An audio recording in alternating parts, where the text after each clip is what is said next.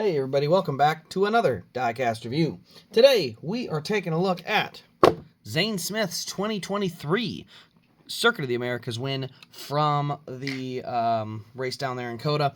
This is his second year in a row winning the COTA race, and it is his first with the new Craftsman Truck Series banner instead of the old Camping World. So here's the race win box. We do have everything looking the same as every other series. Only things that do get changed are the logo here for the Craftsman Truck Series and the color of the race win sticker. Every other element of the box. Is every other element of the box the same? Yeah, I think every other element of the box is the same. Maybe a little bit darker on the Xfinity one, but otherwise they look darn close. So very, very similar. You see a render of the truck right there. Got our number 38 Speedco truck, and then here you can see the number 38 Speedco COTA win 2023 F-150, one of 756. So that is our box. That is the artwork. Let's go ahead and set that down and move on to the stat card and information. Now, this is a truck that, here we go, almost got there. There we go. So there you can see we got Zane Smith, the XBEL 225 winner, March 25th, 2023 in Austin, Texas. Time of the race, 1 hour and 51 minutes. Started 7th on the afternoon, 42 total laps for 143 miles. He led 16 of those laps and won by 5.4 seconds. Number of cautions, 3 for 5 laps. Also here, we have the new race win sticker for the Craftsman Truck Series here. The red color, but the NASCAR 75th anniversary in the middle, and this new outline where it has the yellow, the red, and the blue, which I think is pretty cool. So yeah, that's our stat card. That's a winner sticker. Now let's take a look at this car, because this thing was baked well. It was well done. It was baked to a little bit of a high temperature. You know, that's all you can call it. It's a well done truck. We got our number 38, but this is what everyone's going to talk about. I'll go right to it. You see we got Goodyear there. You can see the tire damage. What happened is these trucks have the what do they call, mud flaps, or the rain flaps to help the water spray. And when he was doing his burnout, on both sides, by the way, the rubber from the burnout caught those little rain flaps and piled up, and then caught fire. And so you had burning rubber in the rain flap here and the rain flap here. So those two rain flaps got full of fire, and you can see it burned the back into a crisp. So you can see this is actually all burned here. The tires are also burned. This over here is actually just like charred, I guess would be the word. So you can see it's kind of burned here around the edges, a little bit of charred on the paint, and then the rest of it is actually just fire extinguisher dust. So you can see up here on the roof, that's from the fire extinguisher.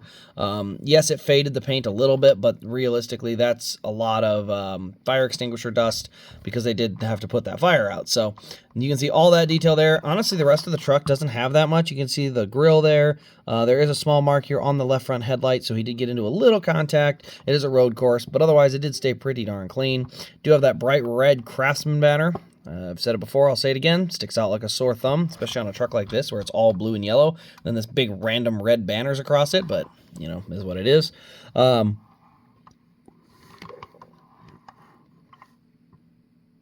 No, I can't see here, but there is a little mark here on the skirt. I can't tell if the wrap peeled there, if that's actually from the fire, but you do see the rivets along the skirt. We got our number 38, and then you can see kind of this faded white area here. I think that's fire extinguisher dust again. So yeah, you can see the blue here is very defined and clear, and then as you get further back, it gets very dusty and hard to see. You can see it says peak. So it said peak, now it's just burned, and it says P. But yeah, so you got this burned up marks here, and then you got some charred there. Even on the bumper here, there's a little dent, but you can also see where the fire kind of came out from under the back end and kind of beat that up a little bit too. So there's definitely some marks around back here. The flames were, like I said, all around the back of this car. So there's definitely edges and pieces that got hit. You can see you got Zane Smith in the rear window. You can also see we got the red flashing light. That is for the road courses. They've got that there. We got our number 38 up there again. Speedco. Let's see. I'm trying to read. I think it says 65. Yep, DIN number is 65 on this truck. So this truck has DIN 65, but overall, it's a really cool car. Charred all over in the rear end. Makes it look pretty darn cool. It's definitely one that I think is going to have a neat story behind it. Also, the John Hunter Nemechek one will be in that same boat as soon as it comes out. So, you know, these stupid little rain flaps that they decided to add on the cars, which I don't understand why, causing a little bit of issue. But, you know, it wouldn't be like NASCAR to just say, hey, we'll put them on if it rains, just like we can with the windshield wiper, where we'll leave them off, but then if we have to, we'll slap them on and hold them with a pin. But, you know, it's NASCAR, so what are you going to do about it?